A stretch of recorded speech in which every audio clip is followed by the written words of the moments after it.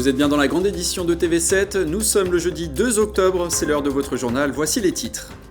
Près de 3000 personnes ont défilé dans les rues de Bordeaux aujourd'hui, une mobilisation intersyndicale en baisse par rapport au rassemblement des 10 et 18 septembre. Les manifestants exigent plus de justice sociale et fiscale de la part de Sébastien Lecornu, le nouveau Premier ministre. Les droits sociaux étaient évidemment au cœur des revendications. Des syndicats vent debout contre deux mesures qui concernent en particulier les travailleurs. D'une part, le projet du gouvernement Bayrou de supprimer la rupture conventionnelle et d'autre part, le durcissement depuis l'an dernier des conditions d'accès à l'assurance chômage. On verra ça avec Océane Archambault. Et puis en fin de journal, on reviendra sur la visite d'une star à Bordeaux hier, l'acteur Jean Dujardin. Il s'associe au fondateur d'une distillerie née en 2018 dans le quartier Bacalan. Elle lance son tout premier whisky, un rôle surprenant pour le comédien, grand amateur de spiritueux.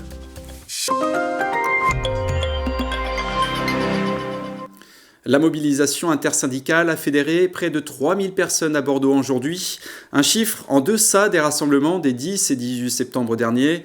Dans une ambiance bon enfant, les manifestants ont réclamé plus de justice sociale et fiscale à Sébastien Lecornu, le nouveau Premier ministre qui fera sa déclaration de politique générale la semaine prochaine. Reportage d'Antoine Rivalin et Océane Archambault. C'est un peu avant midi et sous le soleil que des milliers de manifestants se sont mis en marche pour la manifestation du 2 octobre. Un mouvement social, une nouvelle fois à l'appel de l'intersyndicale. Les revendications sont nombreuses.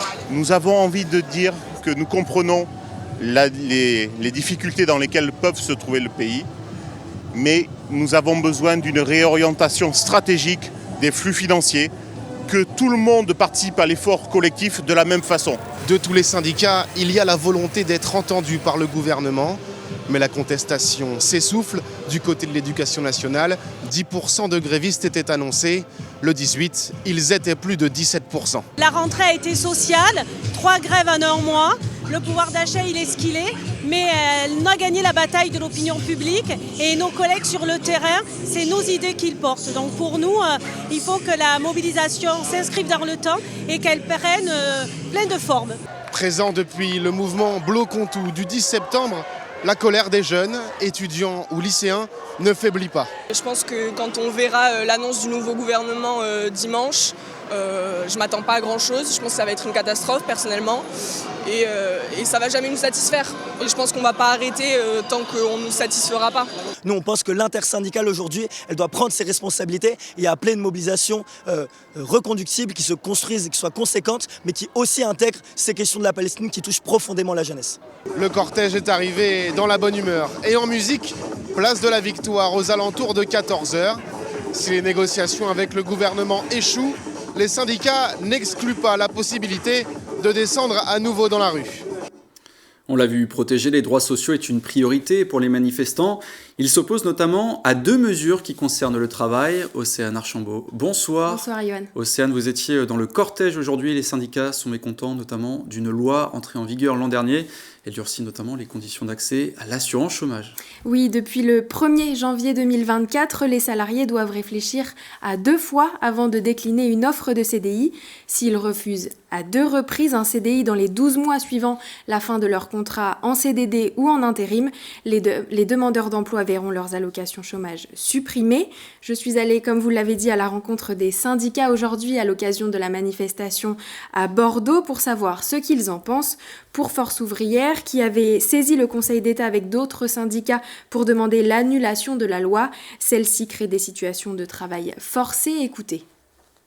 C'est-à-dire qu'aujourd'hui, à un droit qui était établi, ouvert par la cotisation sociale, et donc permettait aux demandants d'emploi qui est victime en fait de sa perte d'emploi, puisse avoir ce revenu de remplacement en attendant de retrouver un emploi, eh bien aujourd'hui on oblige et on exige de lui qu'il y ait une retour plus rapide, y compris même si ce n'est pas en lien avec son activité ou sa qualification ou son diplôme.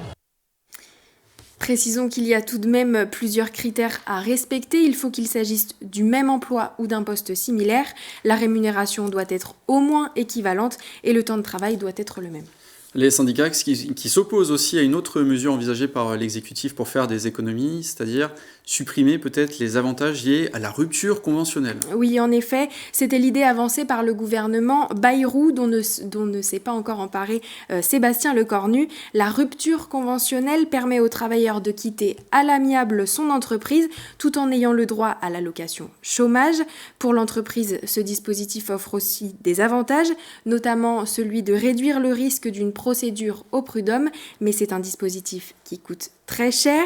En 2022, France Travail a versé 9 milliards d'allocations aux employés après une rupture conventionnelle. C'est 28% du total des allocations versées. La supprimer ou la réformer pourrait donc permettre au gouvernement de faire des économies, des arguments que n'entendent pas les syndicats. Écoutez Olivier Martinez, secrétaire adjoint du syndicat des cadres, la CFE-CGC.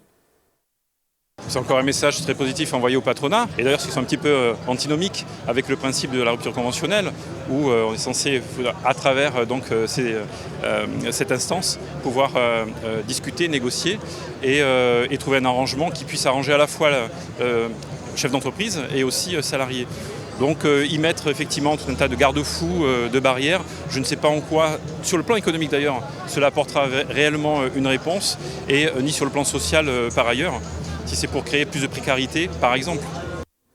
Selon le ministère du Travail, une réforme de l'assurance chômage pourrait permettre d'économiser entre 2 et 2,5 milliards d'euros par an pour la période 2026-2029 et 3 à 4 milliards d'euros à l'horizon 2030.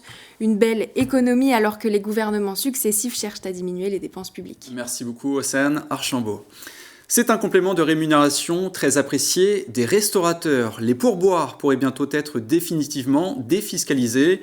Ils le sont déjà, une mesure qui doit prendre fin le 31 décembre. Emmanuel Macron propose donc de supprimer les charges une bonne fois pour toutes. Objectif, soutenir un secteur de la restauration en difficulté. Reportage d'Emma Sicli, elle s'est rendue dans un établissement bordelais. Après le repas, une question accompagne le règlement, pourboire ou pas. Bien sûr. La pratique est bien ancrée dans la restauration, mais loin d'être systématique. Ce midi, les clients pensent laisser quelque chose. C'est aussi une façon de dire qu'on a apprécié le repas, le service proposé. Leur salaire aujourd'hui n'est pas en adéquation avec le travail qu'ils font. Regardez un salarié, un serveur, ils n'ont pas de week-end. Je trouve que c'est un petit plus sur le service et puis quand les serveurs sont sympas. Et voilà. Je pense qu'il y a des choses qui se perdent et que ça devrait se perdre. Avec l'usage généralisé de la carte bancaire, le geste se digitalise. Dans ce restaurant bordelais, une application propose systématiquement de laisser ou non quelques euros supplémentaires. Si quelqu'un doit payer 20 euros, disons, quand je valide, ça me bascule automatiquement sur le deuxième tilsi qui propose de laisser un pourboire ou non. Et s'il valide, je donne le montant 2 euros, 5 euros, 10 euros. Sur 100 euros, il y a 8 euros qui sont prévus par l'application et donc les 92 euros qui restent sont séparés entre toutes les personnes de l'équipe. Depuis 2022, les pourboires, notamment ceux par carte bancaire, sont exonérés fiscalement. Cela aurait dû s'arrêter en fin d'année, mais Emmanuel Macron a annoncé vouloir faire perdurer cette mesure. Objectif, redonner de l'attractivité à un secteur en tension, une mesure indispensable pour l'UMI. L'UMI national a fait un sondage auprès du personnel, des employés, et il était dit que 41% des salariés pouvaient quitter notre secteur s'il y avait une continuité dans la fiscalisation des pourboires. Taxer le sourire, comme on dit dans la profession, était anormal. Le chef de l'État a aussi plaidé pour une transformation culturelle chez les Français et ainsi rendre le geste plus commun. Dans le reste de l'actualité, une femme de 66 ans a perdu la vie ce matin dans un incendie à Toulaine dans le Sud-Gironde. La victime s'est retrouvée piégée par les flammes qui ont dévasté plusieurs caravanes installées sur une aire d'accueil de gens du voyage. Son fils a été grièvement blessé aux mains en tentant de lui porter secours. Une enquête a été ouverte pour déterminer les causes du feu. Au rayon judiciaire, des peines de 2 et 3 ans de prison ferme ont été prononcées hier contre 3 hommes de nationalité roumaine. Le tribunal correctionnel de Bordeaux les a reconnus coupables de vol et de recel de cuivre. 45 tonnes de métal écoulées pour un total de 320 000 €. Un pactole qu'ils affichaient ostensiblement sur le réseau social TikTok. Les vols se sont produits dans la région entre 2022 et 2024, des cambriolages d'entreprises et des arrachages de câbles.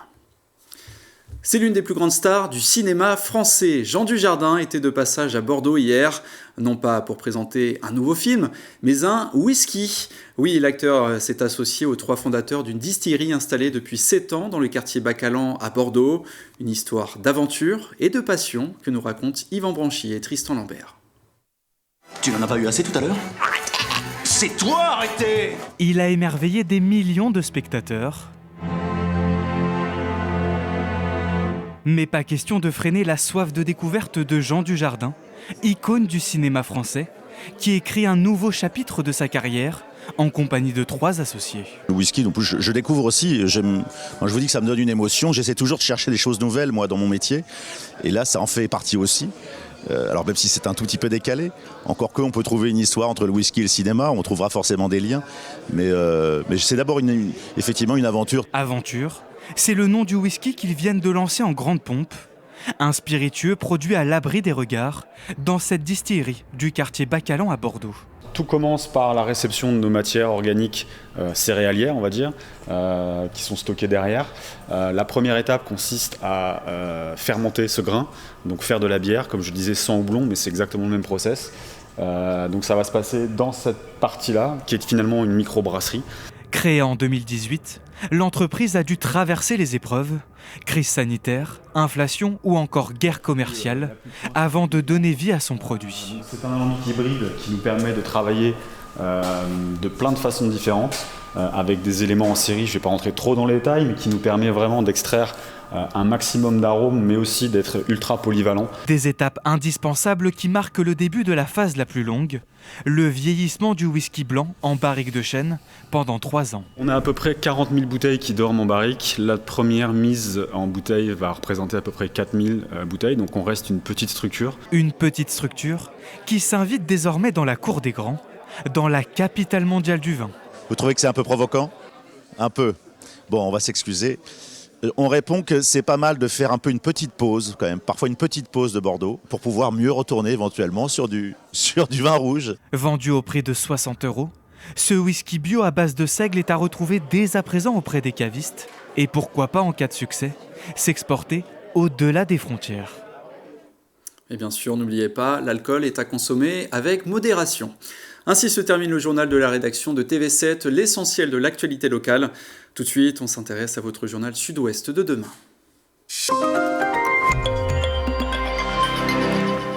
Tous les soirs, un membre de la rédaction de Sud-Ouest est en plateau pour vous présenter les grands titres de l'édition de demain. Et ce soir, j'accueille Coralie Morin. Coralie, bonsoir. Vous êtes chef des informations générales. Qu'est-ce qu'on pourra lire demain ? Alors évidemment, on reviendra sur cette nouvelle journée de manifestation, mais demain, nous allons nous intéresser aux résidences secondaires. Alors les résidences secondaires, elles comptent en France pour 10% du parc immobilier, mais c'est beaucoup plus sur notre littoral atlantique, puisqu'on monte à 71% à Lacanau, 73% sur l'île d'Aix. Alors aujourd'hui, ces maisons et appartements valent de l'or, évidemment.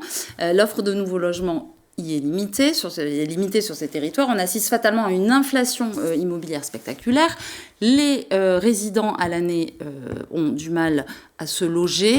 Les propriétaires de ces résidences secondaires sont souvent montrés du doigt. Eh bien, ils se rebiffent. C'est le cas sur l'île d'Oléron, à Labré-les-Bains, où il y a 80% de résidences secondaires. C'est un village de 750 âmes, 9000 en été. Alors, évidemment, derrière les façades, la colère enfle. Les propriétaires de maisons secondaires ont créé une association. Ils comptent même se faire entendre aux élections municipales en montant une liste. Ils dénoncent une injustice fiscale et stigmatisation. Voilà. Et entre les deux, les élus cherchent des solutions pour encadrer justement ces résidences secondaires et trouver des logements en nombre suffisant pour les habitants. Très bien, on lira ça avec beaucoup d'attention. Merci beaucoup Coralie Morin. À moins de 6 mois des élections municipales, TV7 se déplace chez vous pour vous poser cette question. Et vous, que feriez-vous si vous étiez le maire de votre commune ? Cette semaine, C'est vous le maire vous emmène à Pauillac, en Gironde. Juliette Huard et François Laurando donnent la parole aux habitants et aux commerçants. Regardez.